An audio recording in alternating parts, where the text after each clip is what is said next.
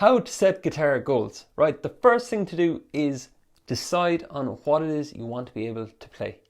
Is it a technique or is it a song or what is it, okay? So get clear, get specific, right? If you're familiar with the SMART framework. So what is it? The next thing is try and put a number on it. Is it that you want to be able to play one song? Is it that you want to be able to play the 18 bars of that solo in the song? Putting a number on it makes it way more specific, okay? So like, watch this. So I want to get better at guitar. It's a goal, but it's vague and blurry. I want to be able to play 4 Oasis songs by the 5th of December 2022. That's very specific, okay? The other thing is actionable. Make an action plan for it, okay? So put it in view, look up the chords and the tabs. Finally then, make it realistic. Like if you're picking Dragon Force and you've just began guitar, that's a good big stretch. So make sure it's something that's within your capabilities within a short time frame. Final thing is put a date on it.